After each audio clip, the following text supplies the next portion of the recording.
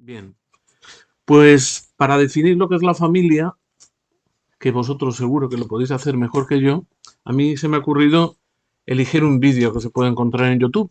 Es un anuncio y si queréis ahora lo vemos y lo comentamos un poquito. Sonido.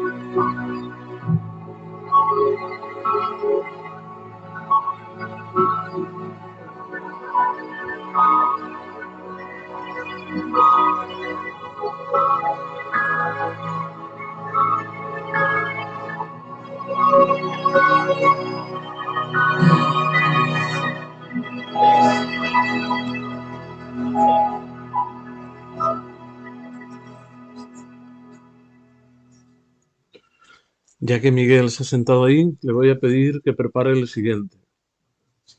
Hay un documento Word abierto, ¿vale?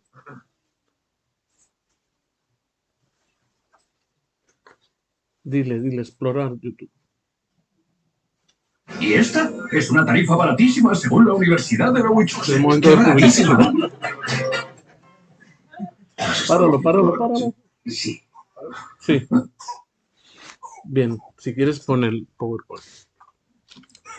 Bien, vamos a hablar de vocación y por eso es tan importante que cada uno de nosotros pues rememore o haga presente su propio camino vocacional. Desde ahí estamos llamados a vivir este tiempo que vamos a compartir esta mañana y a recordar un poco cada uno de nosotros y a preguntarnos a qué nos está llamando Jesús en este momento de nuestras vidas. Bien, pues en palabras del Papa Francisco, él nos invita a custodiar y cultivar las vocaciones. Custodiar y cultivar las vocaciones para que lleguen a ser frutos maduros. Quizá pues el primer momento sea precisamente el de reconocer la llamada. Y vamos a hablar también de las familias. Vamos a unir vocación y familia. Y cómo no tener presente en este momento, para alejarnos un poco de la teoría y profundizar, digamos, en la experiencia, recordar nuestras propias familias, de las que provenimos y en las que vivimos, ¿no? Pues yo creo que ese es el marco importante que cada uno de nosotros tiene que tener presente en este rato de reflexión. Dios es quien siembra la vocación de cada uno, pero en la familia es el lugar donde se cultiva, donde se cuida y se hace crecer, se alimenta y se fortalece.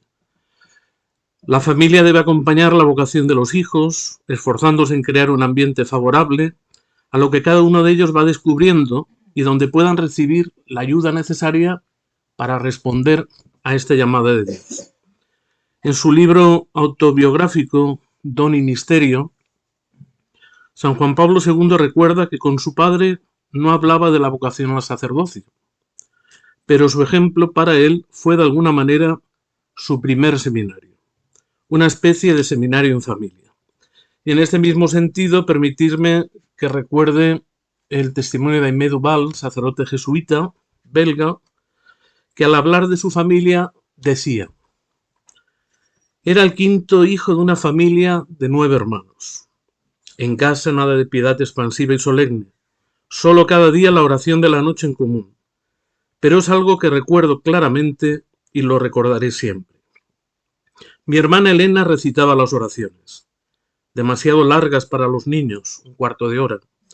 Poco a poco iba aumentando en velocidad, embrollándose, apropiándose, hasta que mi padre le decía: vuelve a empezar.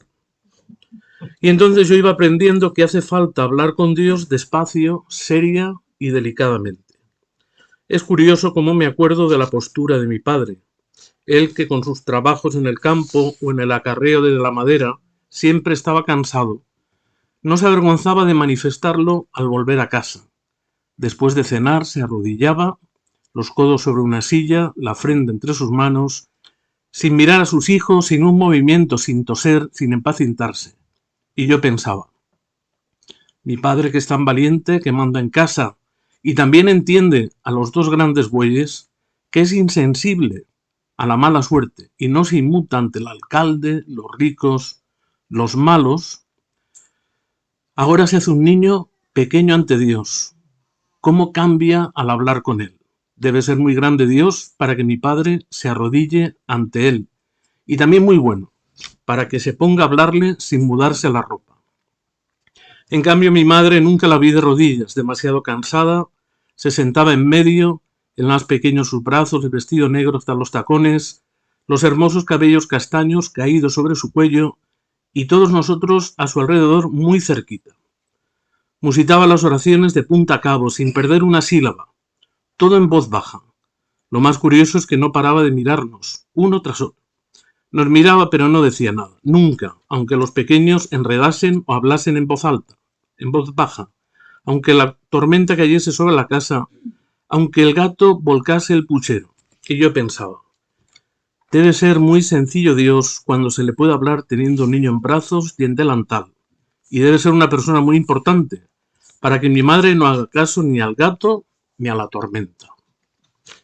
Bien, no mucho antes de empezar la pandemia, lo recordaréis, vivimos otro sínodo, el sínodo de los jóvenes, que tuvo también una preparación pues así un poco larga, que quizá pasó desapercibida, pero se consultó a todo el mundo y en todas partes. En cada diócesis se habló pues con parroquias, comunidades parroquiales, colegios, movimientos, toda esa información se llevó a cabo pues a través de un cuestionario, fue luego sintetizada en cada una de las conferencias episcopales. A mí me tocó también estar un poquito en ese proceso. Y estos días, pensando en qué hablar con vosotros, he rescatado alguna de esas síntesis que tienen que ver con la familia y con la vocación, pues que ahora os voy a comentar. Entre las preguntas que les hacía estaban las siguientes. ¿Qué papel ocupan los padres en vuestro camino vocacional? ¿Y cuál es la implicación de las familias en el discernimiento vocacional de los jóvenes? En su respuesta, muchos de los jóvenes coincidían en que el papel de los padres en su camino de discernimiento vocacional es primordial, importante y decisivo. Sin embargo, la realidad que se constata es la decreciente implicación de las familias en ese proceso de discernimiento, debido, entre otras cosas, a un ambiente tan secularizado que es imperante y que hace que se deslicen hacia planteamientos al hablar de vocación más bien de éxito profesional. Los jóvenes consideran que sus padres son un gran apoyo, pero tienen claro que son ellos los que tienen que decidir su futuro.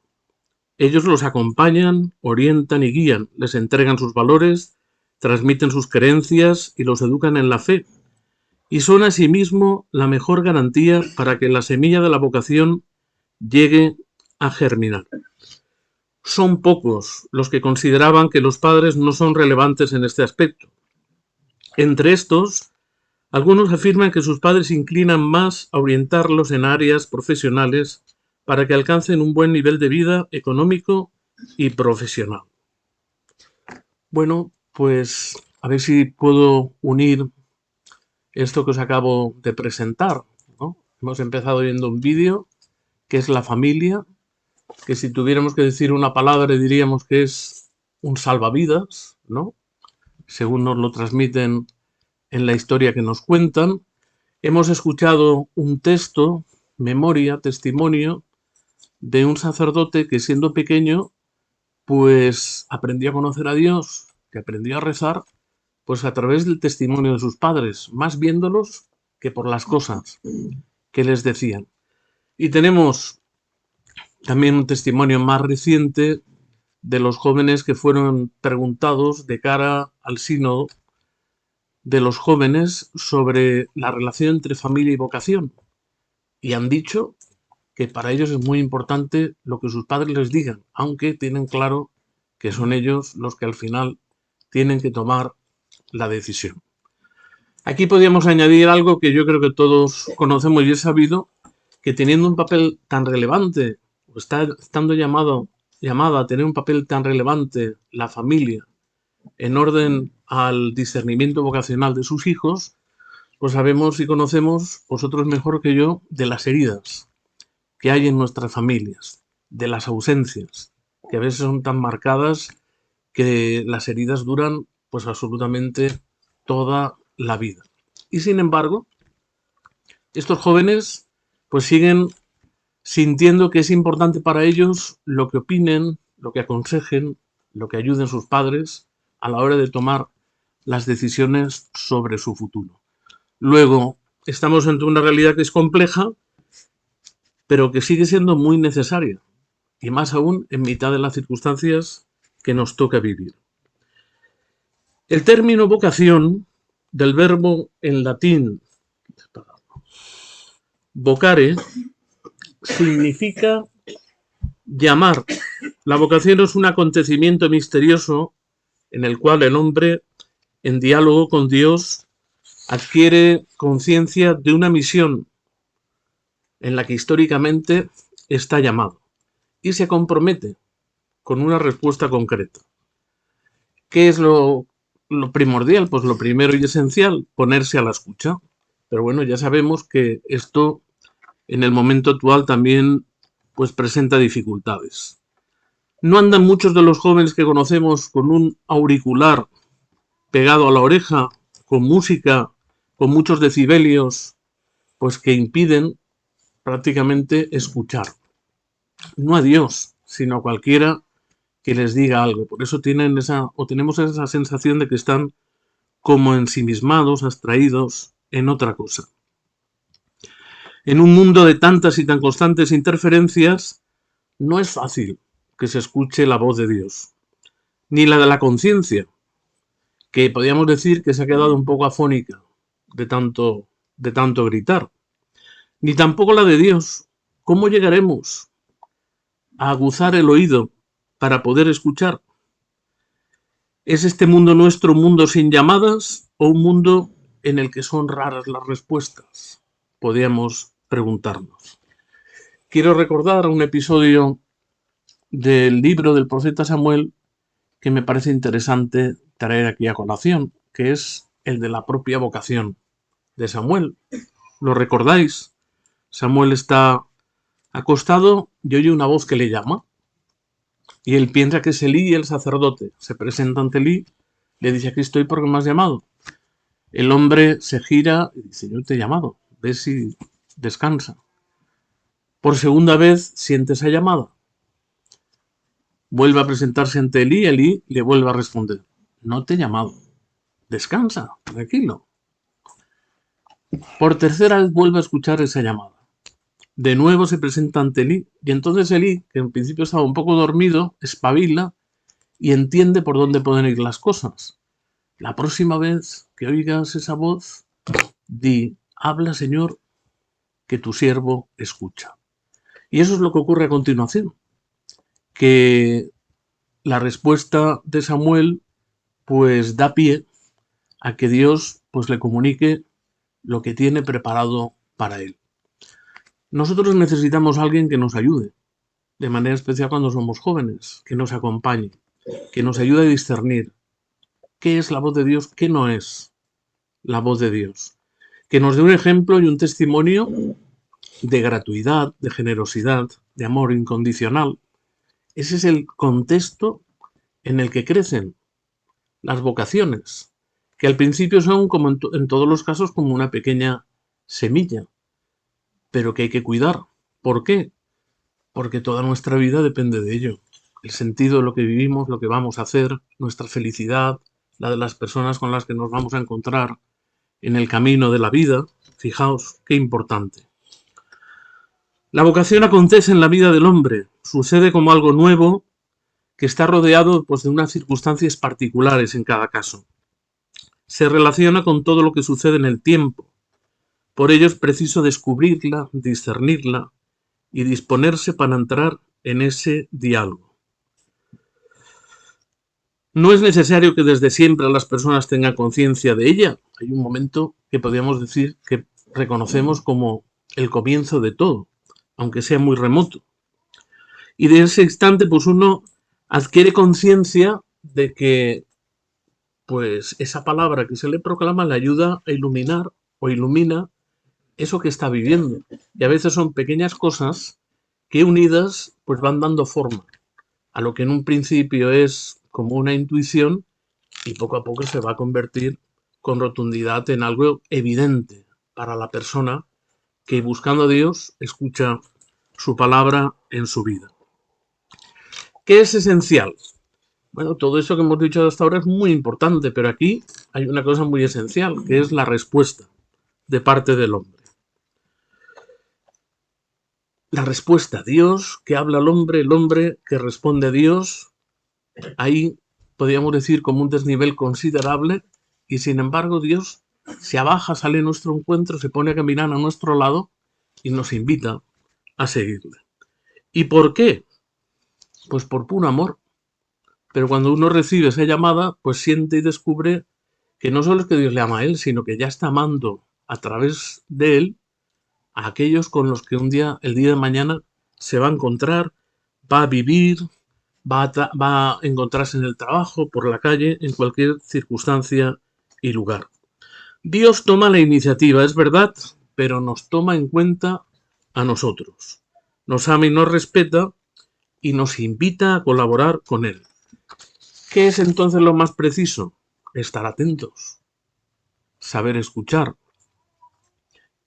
Nos podemos preguntar, ¿y cómo escuchar mejor? Y sobre todo, en nuestro caso, ¿cómo podemos hacer para que otros escuchen mejor? Otros que a lo mejor están cansados de oírnos, también a nosotros. Dios nos llama desde siempre. Entonces, pues podemos considerar que lo que acontece no es algo que surja por casualidad, sino que es una voluntad que permanece inalterable desde el principio, es constante, que no se cansa, que no nos fuerza, pero que siempre pone delante de nuestros ojos su invitación. Muchas personas nos han llamado por el nombre que nos dieron nuestros padres. Dios también nos llama por el nombre que nos pusieron nuestros padres. Dios llama a vuestros hijos por el nombre que vosotros les pusisteis a ellos. Leyendo la Biblia se ve en muchas ocasiones que Dios llama a hombres y mujeres y que lo hace de diversas maneras. Cómo entra en relación con ellos y cómo ellos pues lo acogen o no, que también hay ejemplos en la Sagrada Escritura en sus vidas. Bien, al hablar todos recordamos pues esa palabra del Papa Francisco que al hablar de la familia pues la definía como el antídoto contra el individualismo. Y aquí lo que había que decir es que la vocación, la respuesta a la llamada de la vocación, la respuesta a la llamada de Dios es lo más opuesto al individualismo. Es una llamada total a salir de nosotros mismos e ir al encuentro de los demás, allí donde el Señor nos envía. Y esa es una aventura maravillosa, porque uno sabe dónde empieza, pero no sabe por dónde va a ir a parar la cosa, ¿no? A veces sorprende. Y siempre cuando uno le dice a Dios que sí, pues recibe un montón de cosas a cambio muy buenas y muy bonitas, que uno no puede guardarse tampoco para sí mismo. Y tiene que contar con los demás. Pero bueno, vivir la vocación en la familia. ¿Esto qué significa? Bueno, pues que en la familia cada uno tenemos una vocación y estamos llamados a vivirla plenamente. Permitidme que haga un desglose no exhaustivo, pero sí en sus principales personajes. Madre. ¿Qué significa esa palabra para nosotros? Tantas cosas, ¿no? Os voy a compartir una anécdota que me pasó a mí con la mía. Éramos muy pequeños, yo y mi hermana, Y pasamos por al lado de una parroquia, estaba la puerta abierta y mi madre dijo, vamos a entrar a rezar un poquito. Yo debía tener unos 7 años, mi hermano un poco más. Y se ve que nos vio la cara como diciendo, ¿qué será eso de rezar? Digo, vosotros vais, os sentáis y tenéis que pedirle al Señor una cosa. Yo pensé lo mío, mi hermana supongo pensó lo suyo, entramos, estuvimos un rato sentados y salimos. Y al salir, dice mi madre, se ve que no se aguantaba la curiosidad, dice, ¿qué habéis pedido? Y yo no me acuerdo lo que pidió mi hermana, pero yo le dije, un hermanito. Recuerdo la cara de espanto así. Oye, impresionante. No mucho después nos dice mi madre que estaba embarazada. Y no había pasado tanto tiempo y yo relacioné. Digo, anda, pues esto de rezar, esto de pedir cosas, funciona. Habrá que ir con cuidado. Habrá que ir con cuidado. Bien, el Papa Francisco recuerda en una de sus catequesis que toda persona humana debe la vida a una madre y casi siempre la debe a ella mucho de lo que va a ser su existencia a lo largo de toda su vida, de la formación humana y espiritual que le haya transmitido. La madre, sin embargo, incluso siendo muy exaltada desde un punto de vista simbólico, pues todo el mundo la enaltece, hay canciones, hay poesías, hay cuadros, pintura, pues resulta que estaréis de acuerdo conmigo las que sois madres, se le escucha poco y se le ayuda poco en la vida cotidiana. Se descargan muchas cosas en ella y es poco considerado su papel en medio de la sociedad. Es más, a menudo se aprovecha de la disponibilidad de las madres a sacrificarse por los hijos, dice el Papa, para ahorrar en gastos sociales. También puede que haya un poquito de esto. Bien, en la Iglesia, ¿qué es lo que sucede? En el medio de la comunidad cristiana, pues podríamos decir que también se lo escucha poco. Y sin embargo, en el centro de la Iglesia está la Madre de Jesús, María. Tal vez las madres dispuestas a muchos sacrificios por los hijos, y no pocas veces también por los demás, deberían ser escuchadas, dice el Papa Francisco. Yo creo que las madres ocupan un lugar especial en nuestro corazón y en nuestra vida, y a ellas les debemos un montón de cosas. Las madres, podríamos decir, son antídoto también ante la fuerte difusión del individualismo egoísta. Ellas nos muestran cómo una persona es capaz de dividirse en diversos frentes y atender diversas realidades al mismo tiempo. Otra de las personas que nos encontramos inevitablemente en una familia es la figura del padre, ¿no? Y aquí permitidme que os cuente otra anécdota. Fui hace unos años con unos seminaristas a Guinea-Conakry. Allí había un misionero salesiano que queríamos visitar, nos acogía y estuvimos pues como 2 semanas ayudando y conociendo aquella realidad. Pero el primer día cuando llegamos, imaginaos, después del viaje, que no es tan largo porque África no está tan lejos, llegamos, pues estás mareado, el pasaporte tal, nos dejaban en Mali, teníamos que ir luego desde Bamako cruzar la frontera en coche a Guinea porque esa combinación era mucho mejor, ¿no? Al final llegamos al sitio, el misionero estaba con sus tareas, nos recibió, pero inmediatamente nos dejó en las manos ¿de quién? De un niño pequeño. Un niño pequeño. Y le dijo, llévalos a que conozcan el pueblo. Y el niño muy callado, pues de repente empezó a andar y nosotros detrás. Nos llevó a ver las 2 cosas más importantes que tenía. El lugar donde estaban enterrados los fundadores de aquel poblado, que es un poblado católico. Los misioneros blancos, cuando se convertían a gente que eran todos de origen musulmán, les animaron a vivir juntos. Y aquella misión tiene ese origen, ¿no? Pues los primeros que se quedaron a vivir allí estaban enterrados en un sitio destacado. Y nos lo enseñó. Inmediatamente después se puso a andar otra vez y nosotros lo seguimos. ¿Y dónde nos llevó? De nuevo a un cementerio, pero el más reciente, el actual. Y entre todas las tumbas, que no había pocas, se plantó delante de una. Y yo, francés no sé mucho, pero dijo, Mon père. Claro, nos llevó a la tumba más importante que había en aquel cementerio para él, su padre. Cada familia necesita del padre, partiendo de algunas expresiones que se encuentran en el libro de los Proverbios.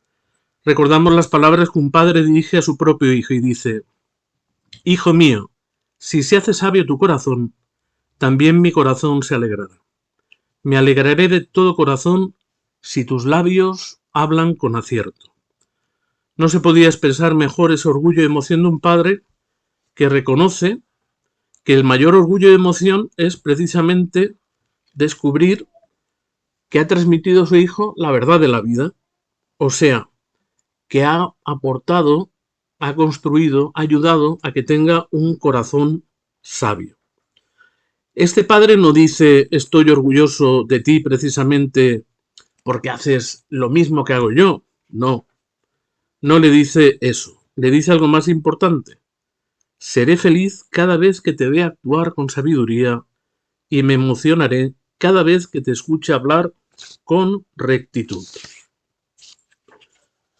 Bien, ¿cuál es la necesidad importante? Que el padre esté en casa. Que el padre esté en casa. Esto en algunos lugares, lo sabéis, es bastante dramático. Lo es también entre nosotros, pero en otros países, por ejemplo, de América del Sur, la realidad de la familia, la figura del padre es o está ausente. En la mayor parte, en muchos casos, vamos, no voy a decir la mayor parte.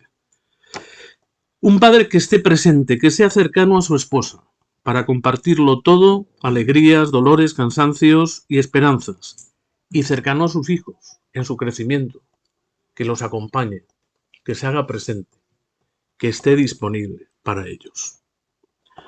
Y lo que se espera de un padre y de una madre también, por supuesto, de unos padres, que sepan esperar y que sepan perdonar desde el fondo de su corazón.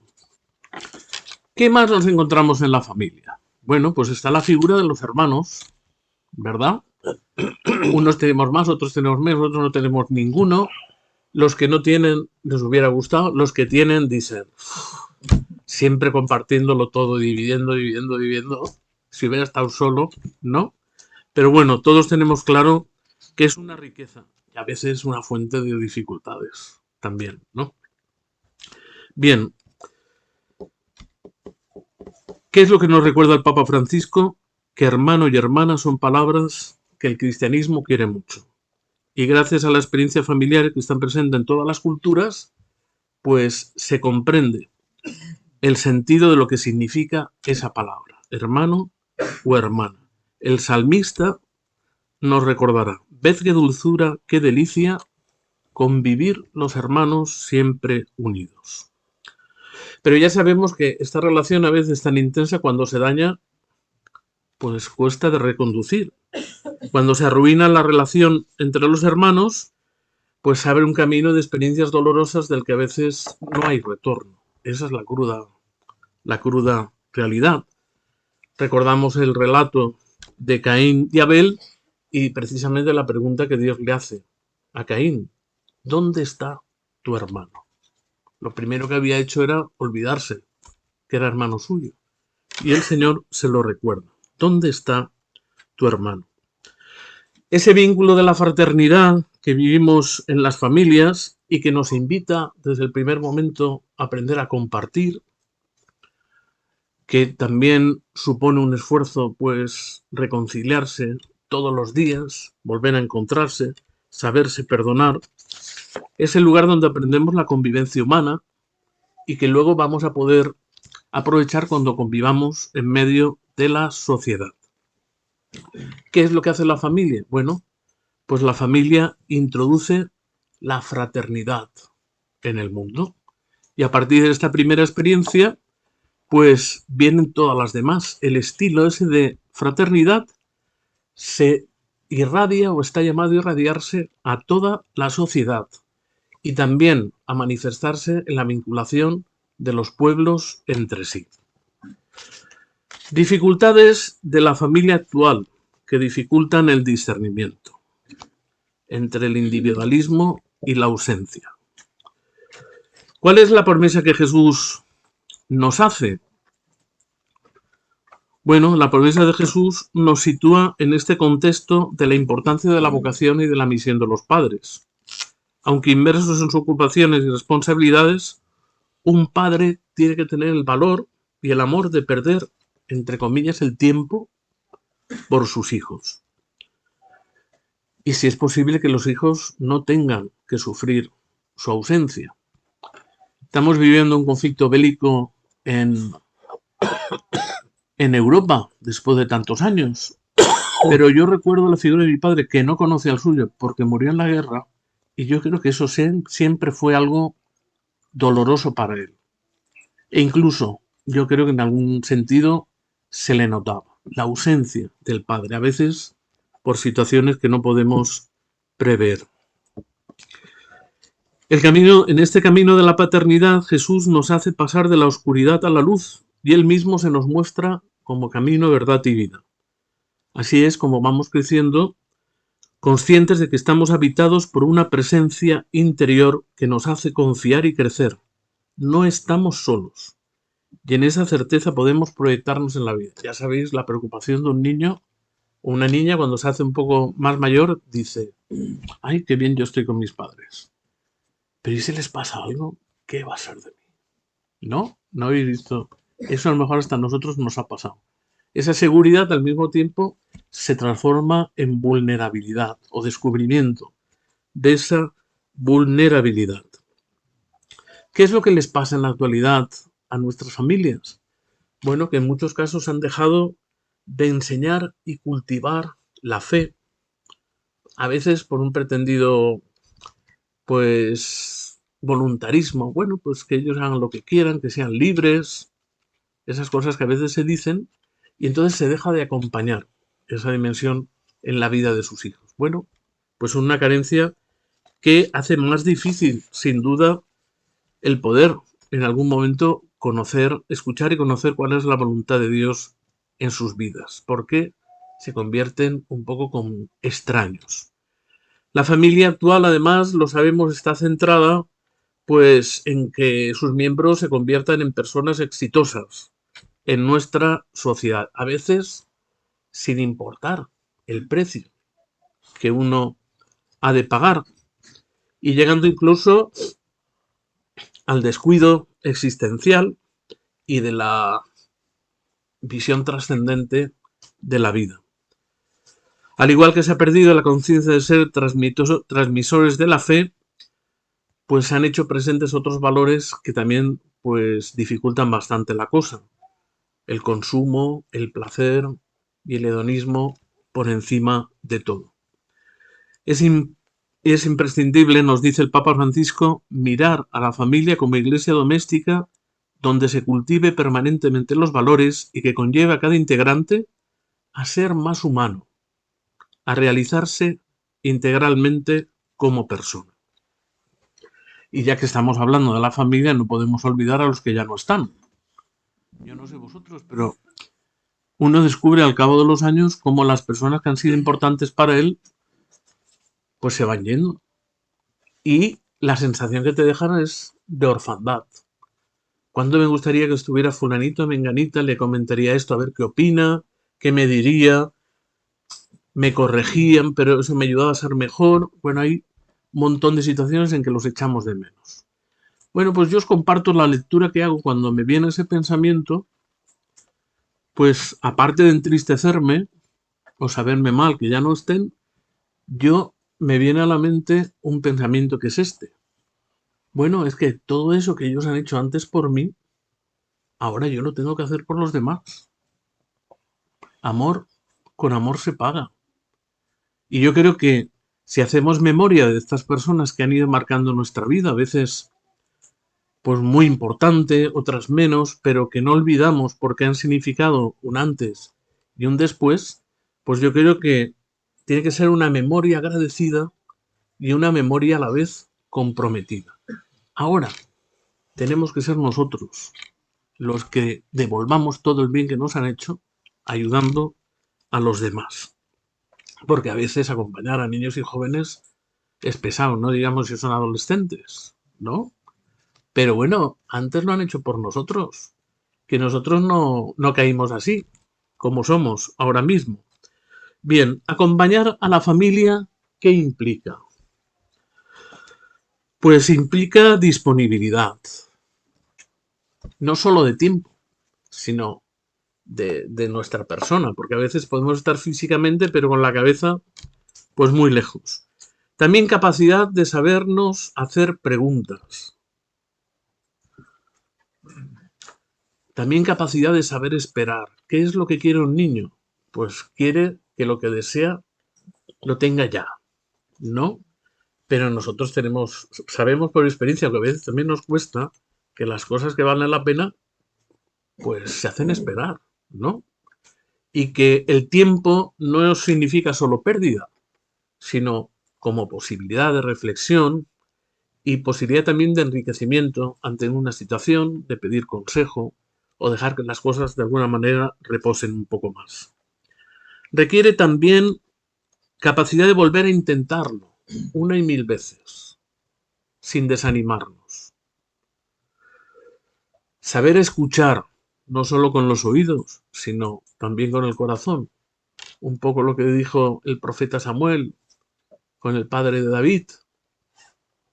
Dios no se fija en las apariencias, sino que mira también lo que hay en el corazón. Pues un poco tenemos que pedirle al Señor que nos ayude también a verlo en los más jóvenes. Bien, he hecho referencia al principio del sínodo de los jóvenes que se vivió en Roma sobre la Christus Vivit y solo os voy a decir un par de cosas que creo que son importantes. Es decir, hace referencia la Christus Vivit en su número 153 a una dificultad que pueden tener los jóvenes porque viven, dice el Papa constantemente, como si estuvieran haciendo zapping, pasando de una cosa a otras.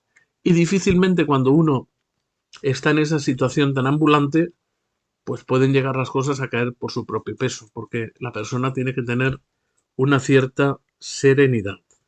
También tenemos que ser capaces de transmitir que los jóvenes pues se empeñen en buscar su vocación, se pregunten qué es lo que Dios quiere de ellos, que se esfuercen, que también hagan algún sacrificio y que la respuesta pues no venga rápido, porque a veces se puede dilatar bastante en el tiempo. ¿Qué es lo que se tiene que preguntar un creyente? Pues nos tenemos que preguntar en todas las edades, pero un joven de manera especial. ¿Cómo puedo servir mejor y ser más útil al mundo y a la Iglesia? ¿Cuál es mi lugar en esta tierra? ¿Qué podría ofrecer yo a la sociedad? Y sobre todo hay una pregunta que el Papa hace en la Christus Vivit, en el número 159, que a mí me resuena de manera especial y que creo que tenemos que invitar a que los más jóvenes se la hagan. Dice el Papa: tú puedes preguntarte quién eres y pasar toda una vida preguntándote quién eres. Pero pregúntate mejor, ¿para quién soy yo? ¿Para quién soy yo?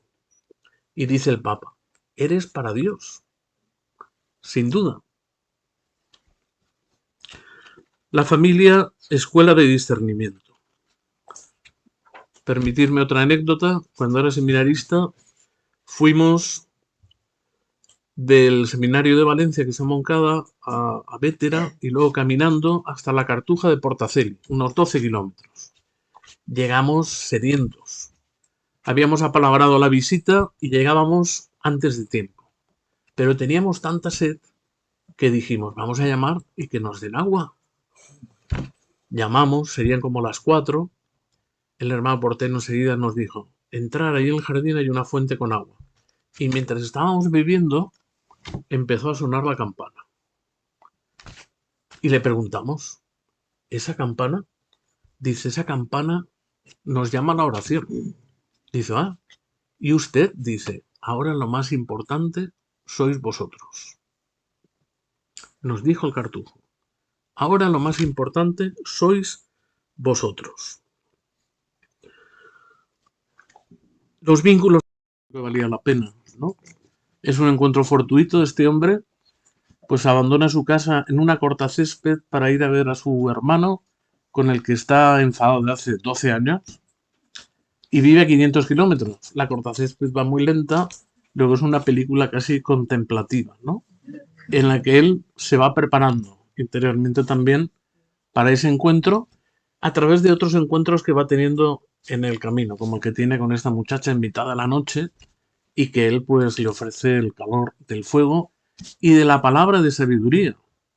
Es decir, fijaos también, a mí me llama la atención los silencios, los momentos, cómo piensa lo que le va a decir, cómo la escucha, cómo sabe leer entre líneas y cómo le ofrece, digamos, una palabra de vida, una palabra de luz.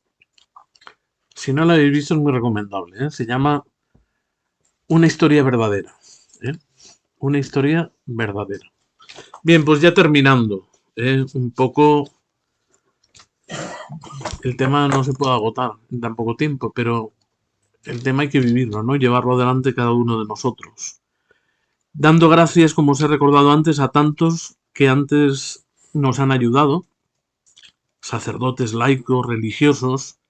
Algunos han dejado una profunda huella en nuestro corazón. No eran perfectos. Yo no he conocido a nadie perfecto y me imagino que vosotros tampoco.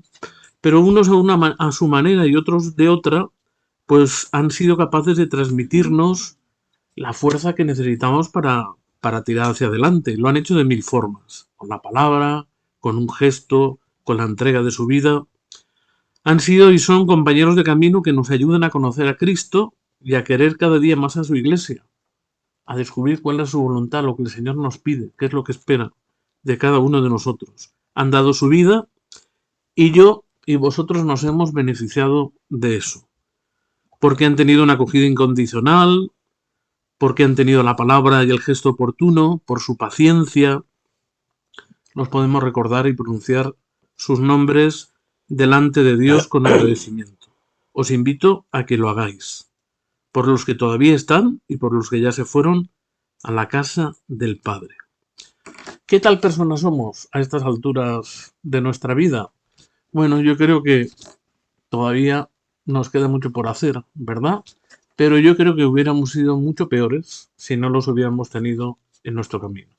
Nuestras familias, nuestros padres, hermanos, profesores, párrocos, compañeros, han dejado una huella imborrable en todos nosotros.